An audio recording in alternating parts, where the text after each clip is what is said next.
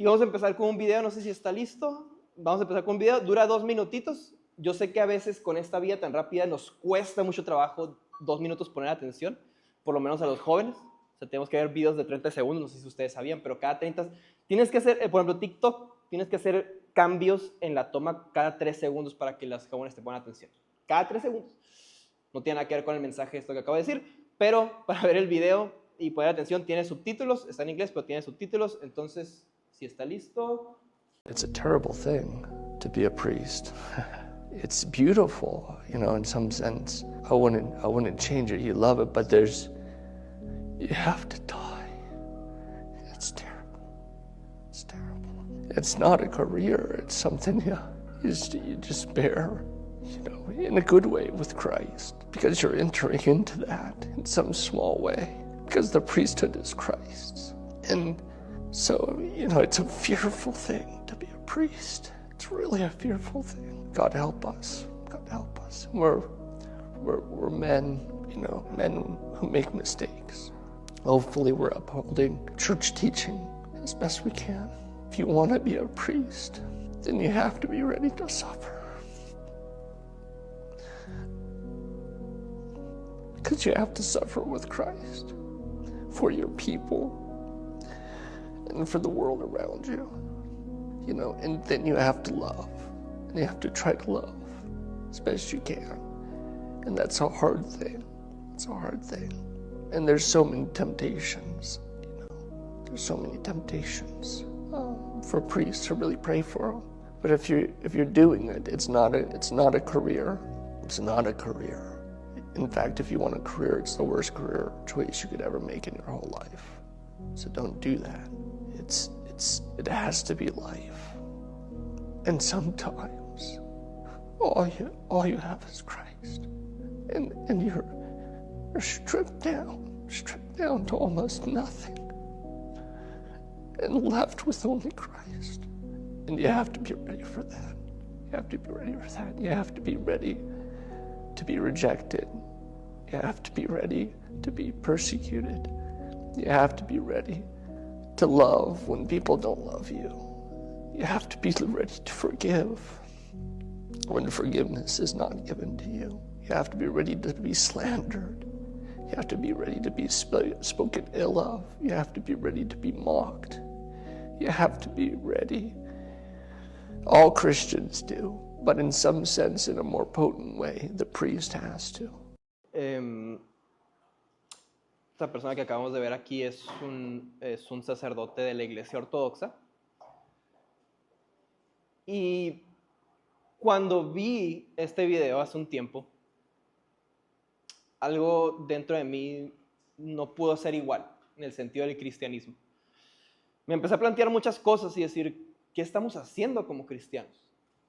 Ves a este sacerdote sufriendo y decir, hay ocasiones en que no tienes nada más que a Cristo. Y nos han pintado el cristianismo bonito, pero no el cristianismo del sufrimiento. Y esa es la realidad del cristianismo. Yo me imagino que si tú le preguntas a Pablo, oye Pablo, Pedro, ¿qué tal el cristianismo? ¿Está padre? ¿Está muy feliz? Yo me lo imagino más así. Me lo imagino más así que un pastor millonario con carros de lujo, ropa de lujo, viajando por el mundo. Y no sé si tú, a lo mejor solamente soy yo, pero como hay un tipo de algo en el ambiente en cuestión de la iglesia que a lo mejor tú por dentro siento que algo no está tan bien. O sea, siento que tenemos que hacer algo. Por lo menos yo me siento así. Veo el cristianismo muchas veces y digo, siento que en algo probablemente nos estamos equivocando. Algo pasó en algún momento. Y quiero leerte un versículo, Santiago 2, 17 al 20. Lo voy a leer en la Nueva Traducción Viviente. Quiero que pongamos mucha atención a las palabras que nos dice Santiago. Como pueden ver, la fe por sí sola no es suficiente. A menos que produzca buenas acciones, está muerta y es inútil. Ahora bien, alguien podría argumentar, algunas personas tienen fe, otras buenas acciones. Pero yo les digo, ¿cómo me mostrarás tu fe si no haces buenas acciones? Yo les mostraré mi fe con mis buenas acciones. Tú dices tener fe porque crees que hay un solo Dios. Bien hecho. Aún los demonios lo creen y tiemblan aterrorizados. ¡Qué tontería! ¿Acaso no te das cuenta de que la fe sin buenas acciones es inútil? En otras versiones, la fe sin obras es muerta. Nos han vendido muchas veces este cristianismo de solamente tienes que creer. Llegamos a la iglesia, solamente tienes que tener fe. Oye, pero ¿qué tengo que hacer para seguir a Jesús? Solamente tienes que tener fe. Es lo único que tienes que hacer. Y no es algo que yo esté diciendo, es algo que la Biblia nos está diciendo. No es suficiente la fe. No es suficiente la fe. Yo considero, y va a sonar un poquito fuerte eso que voy a decir, que hay un tipo de movimiento demoníaco y satánico en la iglesia. Y cuando digo satánico y demoníaco, no me refiero al Satanás que tú te imaginas como que apoderándose de los pastores desde dentro y un chamuco así que ves rojito que está ahí por el aire. No, yo me refiero a un tipo de pensamiento y movimiento que es enemigo de Dios. No lo manejemos tan espiritual y allá y en lo invisible, no. Un tipo de movimiento que es una antítesis de Dios, que quiere decir que es contrario a Dios, que es contrario a lo que los apóstoles nos enseñan en la Biblia.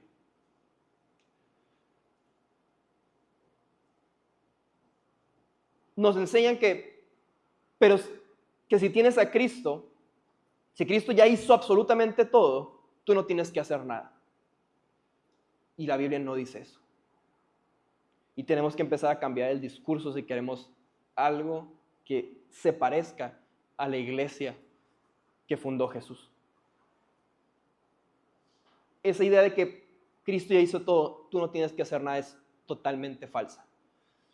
Y todo esto que te estoy diciendo lo voy a respaldar con la Biblia, ahorita vamos a ir viendo.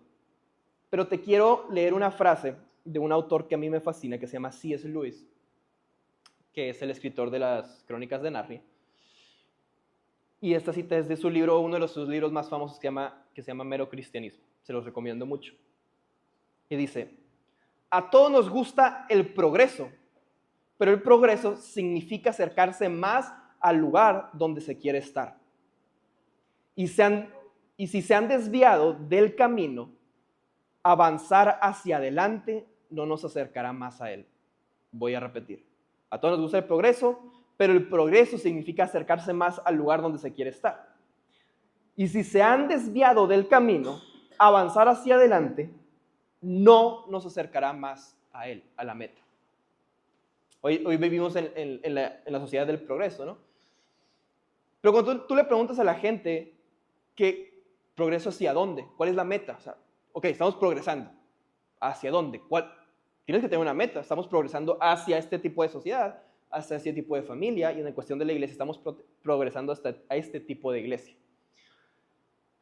Pero dice C.S. Lewis algo que me encanta. Dice, sí, qué bueno que te guste el progreso, qué bueno que quieres avanzar para adelante, pero si te desvías poquito adelante y sigues caminando para allá, no vas a llegar al destino. Porque por más que caminas para adelante, estás desviado del camino. Y hoy es la pregunta, iglesia, ¿a qué iglesia queremos llegar? ¿Dónde quiere estar Misión Vida? ¿Dónde quieres estar tú como cristiano?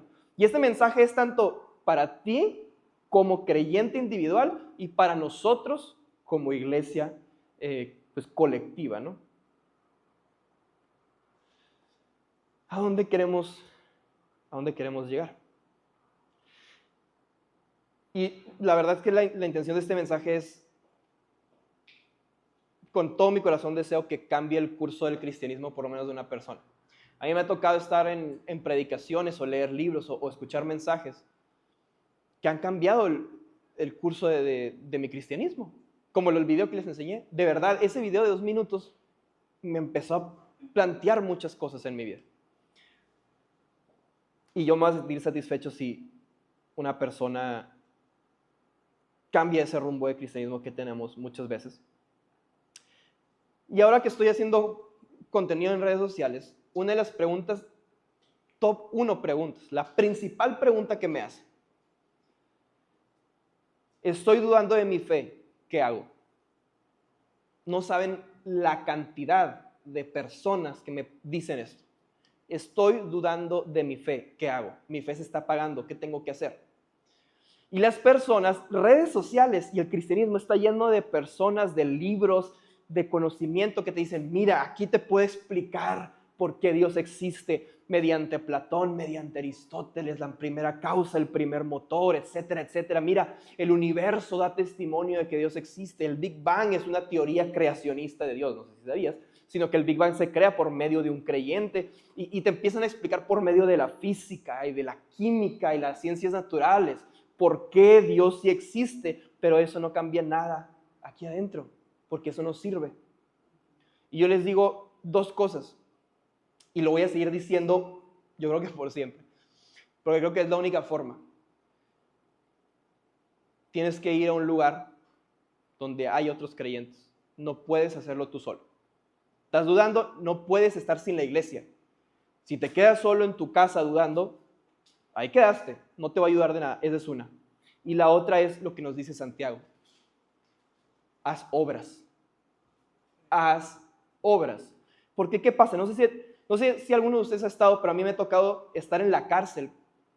Y Jesús nos dice, una de las obras que Jesús nos enseña es: visiten a los que están en la cárcel. Me ha tocado estar en la cárcel de mujeres, me ha tocado estar en la cárcel de adolescentes, pues sí, de menores de edad, y me ha tocado estar en la cárcel de hombres. Y les sirves a estas personas, y no importa lo que hayan hecho en su vida, ves a Jesús ahí. Luego vas a lugares donde hay hambrientos y les das de comer, que es otra de las cosas que Jesús nos dice: alimenten al hambriento. Y mediante esa obra vas a las vías del tren, me ha tocado ir mucho, al Hospital General, a diferentes situaciones, me ha tocado ir a misiones en diferentes lugares, y ves a Jesús ahí. Es imposible que cuando tú hagas las obras que Jesús nos mandó a hacer, no veas a Jesús representado ahí. Ves la necesidad y dices: ya entiendo por qué dijo Jesús que cuando le den comida al hambriento, le den casa al huérfano, le acompañen al que está en la cárcel, le den vestimenta al desnudo. Ya entiendo por fin por qué Jesús nos mandó a decir esto, porque ahí está Él, ahí está la necesidad. Y nos mandó como iglesia a suplir esas necesidades. Entonces, tú dices: oye, mi fe está menguando, mi fe se está apagando, ¿qué hago? Obra, porque Santiago nos está diciendo: si tú no obras, tu fe está muerta. Entonces, mediante las obras, tu fe se vivifica. Esas son las 2 cosas. Jesús se ve en el necesitado. Y te voy a decir por qué pienso que hoy en día en la iglesia está esta idea de: solo necesitas creer en Jesús y esto, Jesús ya pagó por ti. Tienes que hacerlo, o sea, ya no tienes que hacer nada. O el famoso ven tal como eres, ¿no? Y ahí se queda la frase. Y todas estas frases tienen algo de verdad, pero son medias verdades. Están a la mitad. Pero te voy a decir por qué creo que esto ha sucedido y te voy a contar un poquito, literalmente yo creo que en 5 minutos, toda la historia de la iglesia. 5 minutos, de volada, por si algunos no están relacionados. La iglesia, ¿cuándo nace la iglesia? En el Pentecostés. Cuando Jesús muere, resucita el tercer día y llega el Espíritu Santo sobre los discípulos y sobre todos los que estaban ahí en el Pentecostés, inicia la iglesia. La iglesia no inicia antes.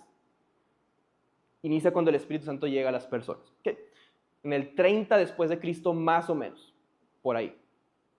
Luego del 64 después de Cristo al 313, que es el siglo IV, el cristianismo es ilegal en el Imperio Romano. Y el cristianismo es perseguido. Va menguando, a veces es menos perseguido, a veces es más perseguido.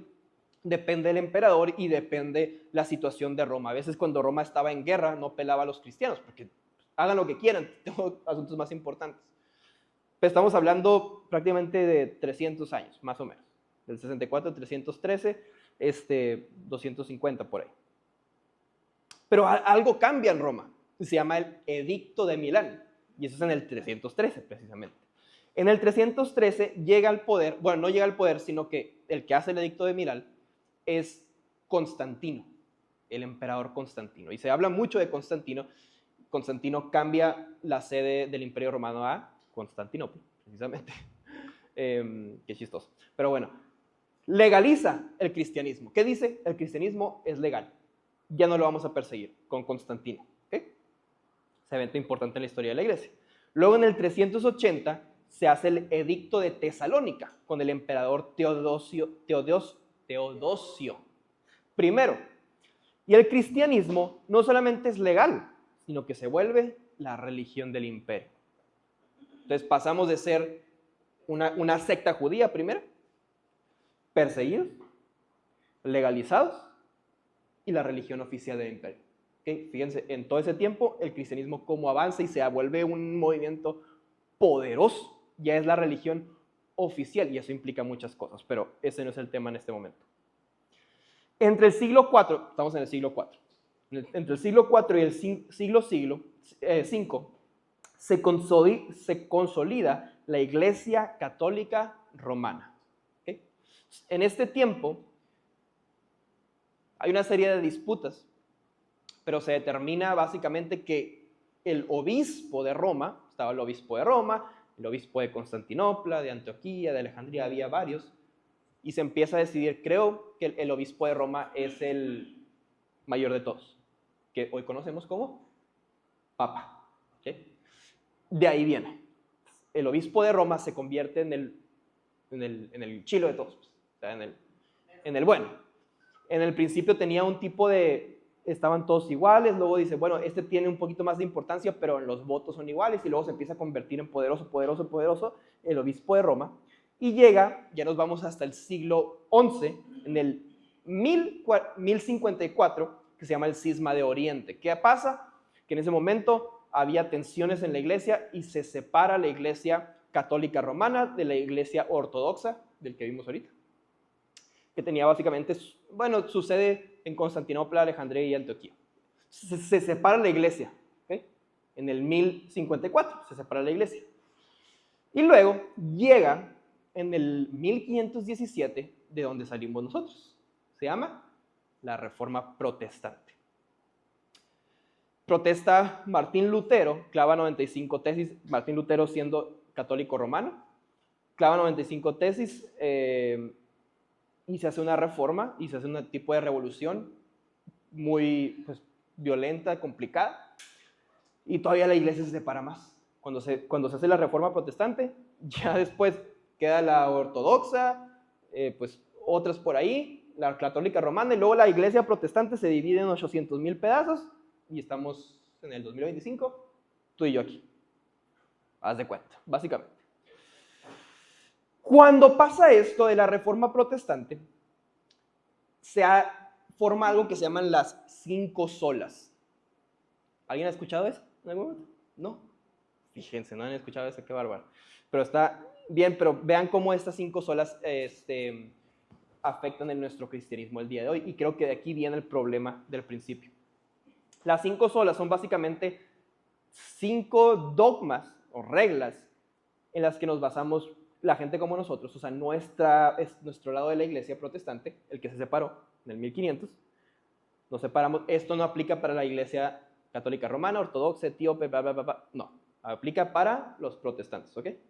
Son 5 solas, ¿por qué? Porque te las voy a nombrar. Son 5 leyes. La sola escritura, que dice, la Biblia es la única autoridad suprema para la fe y la vida cristiana. No se necesitan de tradiciones humanas ni autoridades eclesiásticas para conocer la verdad de Dios. ¿Okay? ¿Qué dice? No necesitamos la Biblia, adiós tradiciones. Eso es muy problemático. Ese no es el tema de hoy, pero es muy problemático. Luego sigue la sola fide o la sola fe. ¿Qué quiere decir? Somos salvos solamente por la fe, no por nuestras obras o méritos. Confiar en Jesús basta para recibir el perdón y la vida eterna. ¿Okay? Luego la sola gracia. La salvación es un regalo gratuito de Dios, no algo que podemos ganar. Es por su amor y misericordia, no por lo que hagamos. Vamos 3. Sola escritura, solamente la Biblia es la única autoridad y lo único que necesitamos. Sola fe, la salvación es por fe. la sola gracia, la salvación es por gracia. Luego sí es solo Cristo. Jesús es el único mediador entre Dios y los hombres. No necesitamos santos, vírgenes o sacerdotes como intermediarios.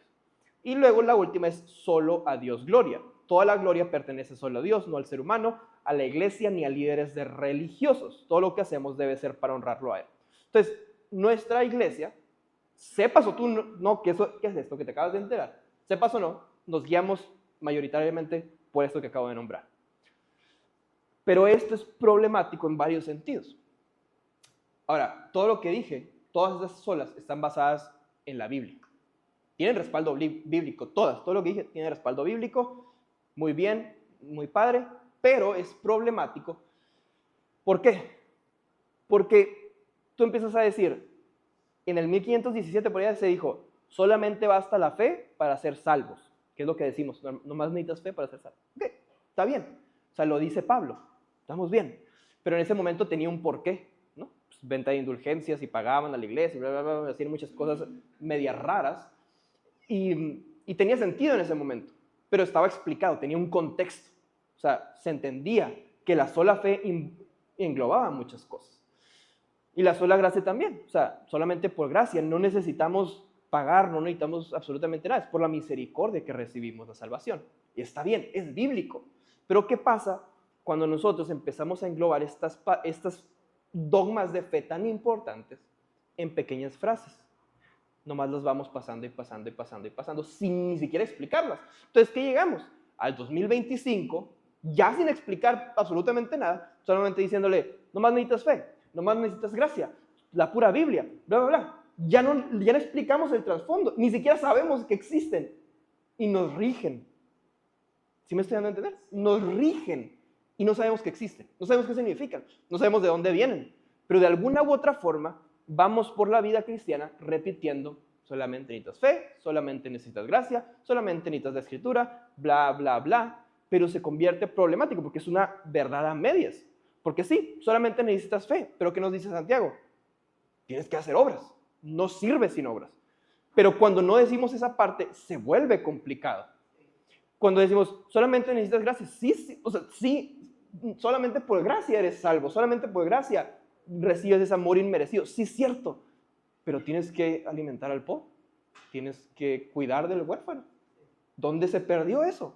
En que repetimos frases que en algún momento tuvieran sentido para combatir injusticias religiosas, pero ahora se fue y repite, y repite, y repite, y hoy llegamos a decirle a las personas y pararnos aquí enfrente y decirle a todo el mundo, solamente necesitas fe, gracia y que Dios te bendiga y te vas. Pero son verdades a medias cuando los englobamos sin explicar todas las condiciones que eso lleva. Entonces venimos a la iglesia, somos cristianos, decimos que somos cristianos allá afuera y nos portamos de la patada, no hacemos absolutamente nada de lo que Dios nos dice. ¿Por qué? Porque solamente necesitas fe. Solamente necesitas gracia. Entonces las instrucciones que Jesús nos da pasan a un segundo plano porque escucho por años, que solamente necesito fe, solamente necesito gracia, y se vuelve una religión tan simple, sencilla de seguir, y se llenan los estadios, y se llenan los grandes lugares y locales gigantes, porque es bastante sencillo seguir una fe que cuando llega el predicador, tú vienes, te sientas, no tienes nada que hacer y te dicen solamente es por tu fe. Declara con tu boca que Jesús es el Señor y el Salvador y ya tienes la vida eterna completa. Pero eso no nos dice la Biblia. La Biblia no nos dice eso. Y Pablo reta totalmente esto a través del libro de los Filipenses. Entonces te voy a dar rápidamente, y vamos a ir en cada capítulo de los Filipenses, Pablo da una instrucción bien interesante, cómo esto lo podemos ir moldeando. Fíjense. Pablo a través de la carta de los Filipenses nos va mostrando un camino, un progreso. Te voy a dar 4 puntos. Primero te los voy a mencionar y luego los vamos a revisar con los versículos rápidamente. Primer punto.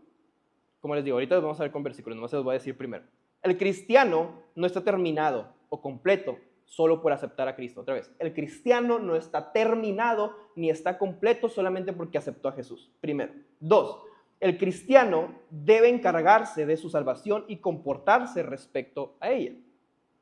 3, el cristiano está en el proceso toda su vida, no importa qué tanto tiempo lleves en la iglesia. 4, el cristiano solo puede hacerlo mediante Cristo. Fíjate lo que dice. Primer punto, el cristiano no está terminado o completo solamente por aceptar a Jesús. ¿Okay? No estamos completos como cristianos solamente por aceptar a Jesús. Y ahí te va. Filipenses 1:6. Dice, y estoy seguro de que Dios, quien comenzó la buena obra en ustedes, la continuará hasta que quede completamente terminada el día que Cristo Jesús vuelva. Comenzó una obra y continuará hasta la venida de Jesús. No es que tú aceptaste a Jesús y ahí se consumó la obra del cristianismo, sino que Jesús sigue obrando en el cristiano toda su vida. ¿Qué quiere decir? No estás completo como cristiano nomás porque decidiste seguir a Jesús. Así no funciona. Así no funciona. ¿Qué padre? No funciona así. Es un proceso de vida, un proyecto de vida. Que Jesús empieza una obra en ti, pero la continúa hasta que Jesús vuelva. ¿Okay? Tiene muchas implicaciones. Porque venimos a la iglesia y decimos, otra vez, te viene el predicador y te dice, lo único que necesitas, ¿cuántas veces lo hemos escuchado? 1,000 y 1,000,000 de veces. Lo único que necesitas es confesar que Jesús es el Señor y el Salvador. Y ya, vienes, dices eso, puedes no volver a venir a la iglesia. ¿Por qué? Ya fuiste salvo. Ya, se acabó. Pero Pablo no nos está diciendo eso. Nos dice que la vida del cristiano es un continuar de proceso. ¿Pero qué tiene que ver esto con la salvación? Ahorita van a ver. Precisamente vamos a ver el punto 2. El cristiano debe encargarse de su salvación. Y este versículo no nos gusta mucho. Está complicado, ¿eh? El cristiano debe encargarse de su salvación y comportarse respecto a ella. Filipenses 2:12. Se lo voy a leer en la Nueva Biblia de las Américas. Así que, amados míos, tal como siempre han obedecido, no solo en mi presencia, sino ahora mucho más en mi ausencia. ¿Qué dice? Ocúpense en su salvación con temor y temblor. Ocúpense en su salvación con temor y temblor. No es llegar todo feliz, todo bonito, todo rosas, nomás confesa a Jesús y ya la hice. Pablo nos está diciendo, te tienes que ocupar en tu salvación. Y de hecho otras versiones dice, compórtense de acorde a que son salvos. Y la palabra que se utiliza aquí para ocúpense significa trabajar completamente, lograr, conseguir. Está difícil. Yo sé que a veces se nos enseña otra cosa. En general al cristiano nos dicen, no necesitas mucho, pero Pablo nos está diciendo, trabajen, logren su salvación, consíganla, termínenla. Entonces, ¿qué quiere decir? Que tenemos, y no estoy diciendo que se pierda o no se pierda la salvación, ese no es el tema, es un tema complicado, pero sí nos está diciendo Pablo, prácticamente, hey, no nomás es, ya eres parte de la iglesia de los filipenses, y ya le hiciste, te tienes que ocupar de esa salvación. Tienes que trabajar en esa salvación, en el sentido de que tienes que comportarte conforme a la salvación que recibiste. El punto 3.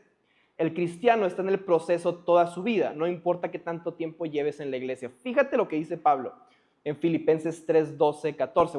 Voy a decirte el punto 3 otra vez. El cristiano está en el proceso toda su vida, no importa qué tanto tiempo lleves en la iglesia. Pablo está diciendo esto, ¿eh?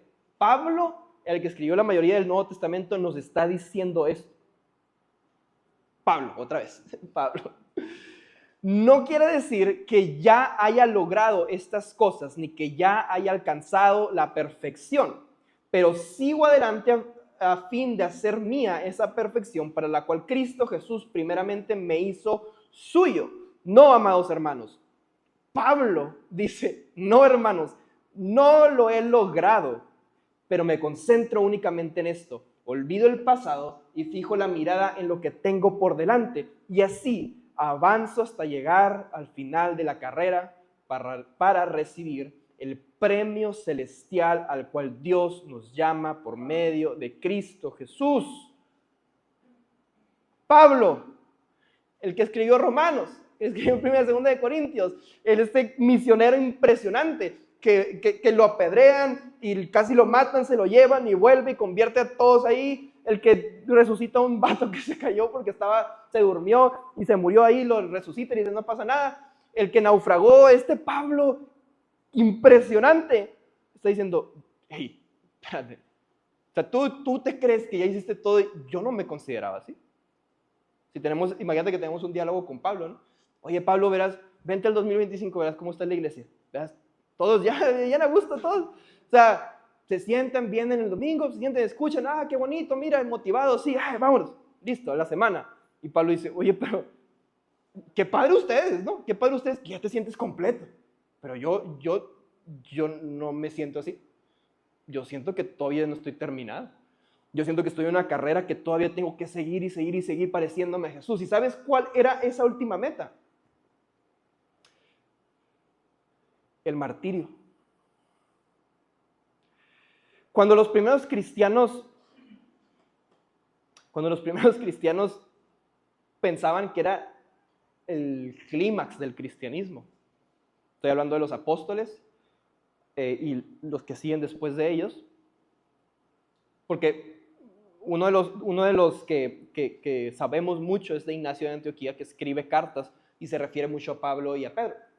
Y él dice, yo quiero ser como ellos. Morir. Cuando dice quiere ser como ellos, quiero morir y ser testimonio vivo de que morí por Jesús. Estaban caminando a su martirio y lo querían rescatar. Y Ignacio dice, no me rescaten, déjenme en paz, no quiero que me rescaten, no quiero que me saquen de este martirio. Yo voy a cumplir por testimonio de que morí por Jesús y le va a servir el testimonio a la iglesia. Y créeme que así fue. Y cuando Pablo habla de estas cosas, no simplemente se dice, no lo he logrado, no lo he conseguido, era porque estaba en camino al martirio, estaba en camino a terminar su vida en lo más alto, diciendo, yo morí por Jesús, me entregué tan completamente, no me senté y recibí palabras de aliento y motivación y que Dios me va a bendecir toda mi vida y que me va a multiplicar y me va a dar carros del año, sino que mi objetivo va a ser entregar tanto mi vida que voy a terminar muriendo literalmente por Jesús. Avanzo hasta llegar al final de la carrera para recibir el premio celestial al cual Dios nos llama por medio de Cristo Jesús. ¿Y cómo logramos todo esto?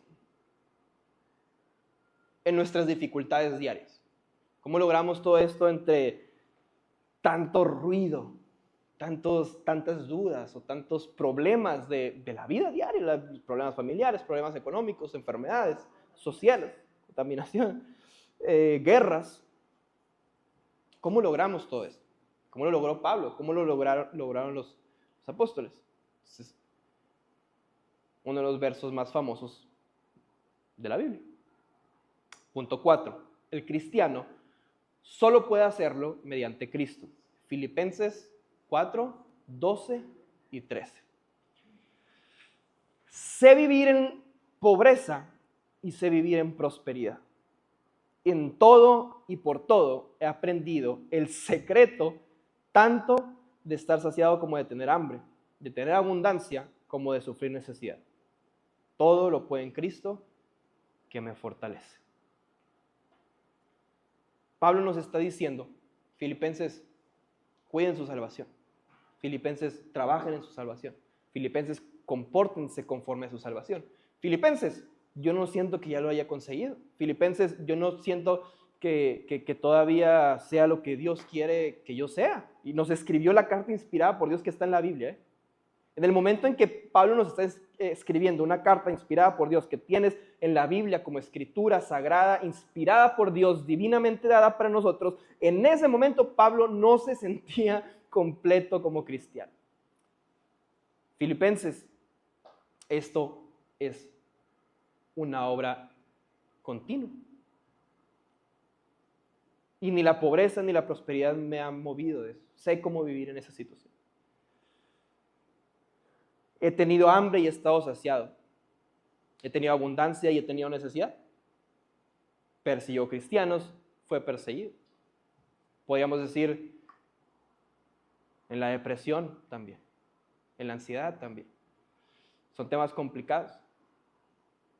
En la enfermedad, en la pobreza absoluta, en la duda, en las tormentas. Todo lo puedo en Cristo que me fortalece. No se trata de que vas a poder ganar el oro olímpico porque todo lo puedes en Cristo que te fortalece. No se trata de que necesariamente tu empresa va a tener éxito porque todo lo puedes en Cristo que te fortalece. Lo que está diciendo Pablo es aquí que ese proceso complicado de ser cristiano, ese proceso de perfeccionamiento cristiano, solamente lo puede lograr mediante Cristo que lo fortalece.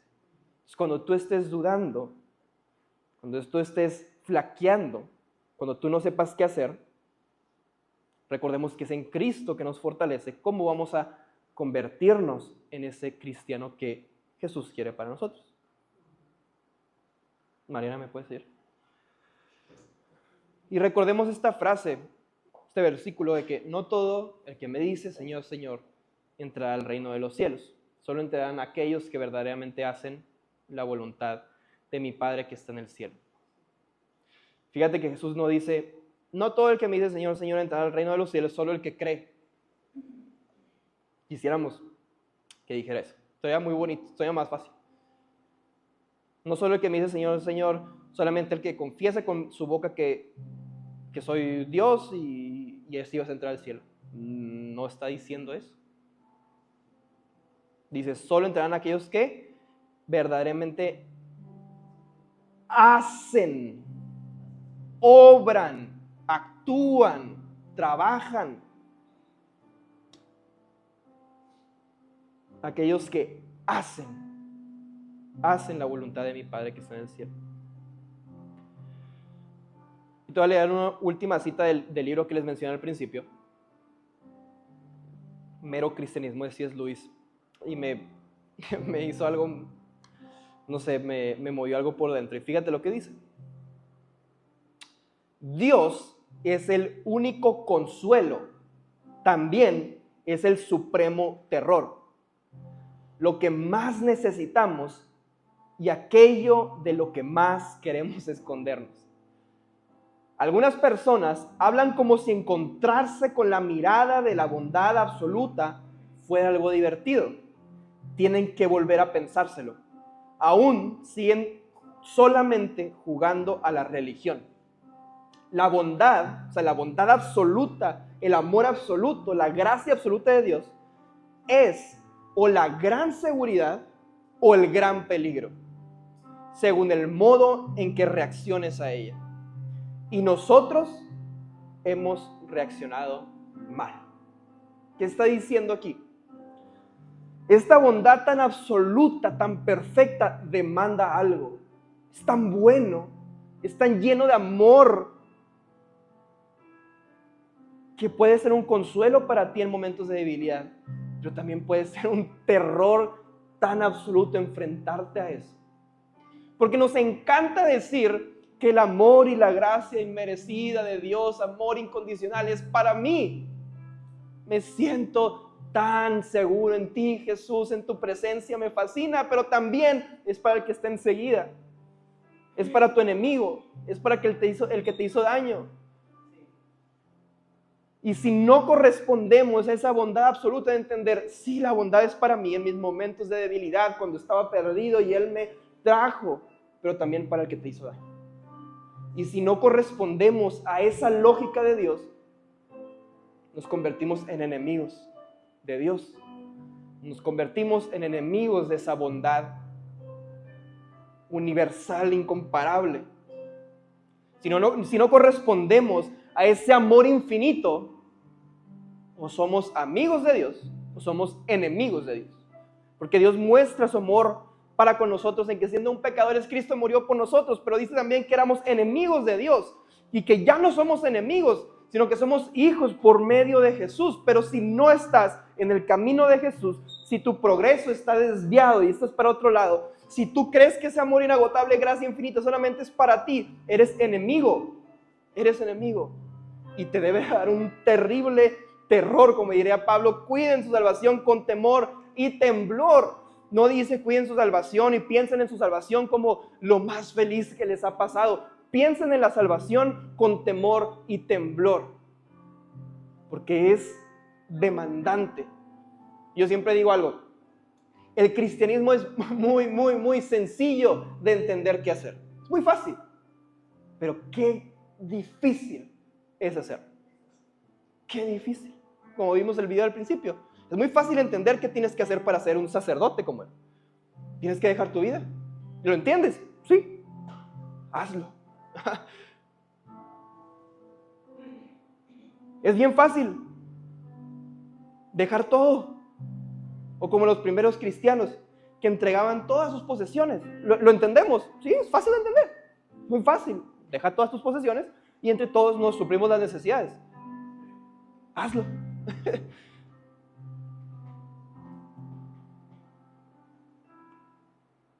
Y siento que cuando cuando entendemos la magnitud de esa gracia y ese amor, es hermosamente terrible, es lo único que puedo decir. Es maravillosamente... No sé, no me quedan palabras a veces porque hemos reaccionado mal como iglesia muchas veces a esa bondad. Nos hemos aprovechado de esa bondad infinita. Pero Dios, tú no te puedes aprovechar de Dios, eso es lo peor del caso.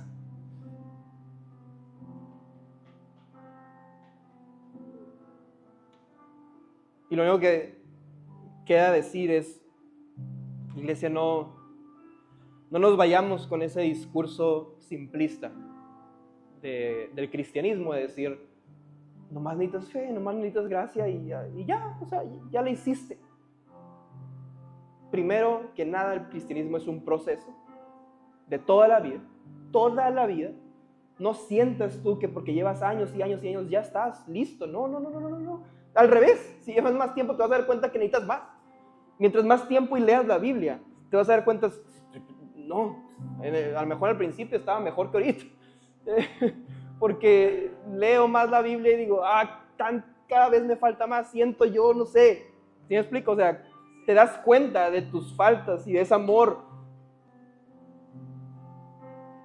Y es lo único que les digo. No reduzcamos la verdad que tenemos en Jesús. La religión verdadera, el movimiento verdadero, el Dios verdadero, no lo reduzcamos a frases tan simplistas, porque no es así. No es así. Se nos va a demandar comportarnos como debemos de comportarnos.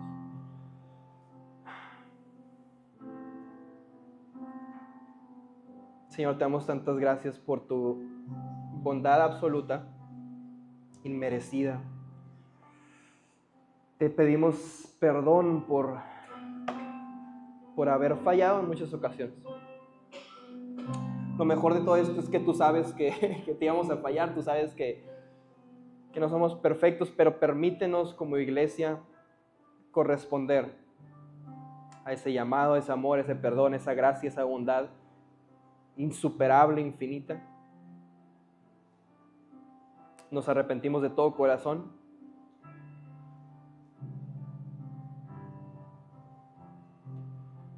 Y te entregamos nuestra vida completa. Y no te entregamos nuestra vida completa nomás ahorita, sino que te entregamos todo nuestro proceso de vida, todo nuestro camino. Te lo cedemos a ti. Tú moldéanos. Tú moldea Misión Vida como tú gustes. Guíanos en el camino mediante tu Espíritu Santo. Porque cualquier dificultad que esta comunidad, esta iglesia pase. Hemos aprendido a vivir en la abundancia y en la escasez, en la necesidad. Pero todo lo podemos en ti. Todo lo podemos en ti que nos fortaleces. En el nombre de Jesús. Amén.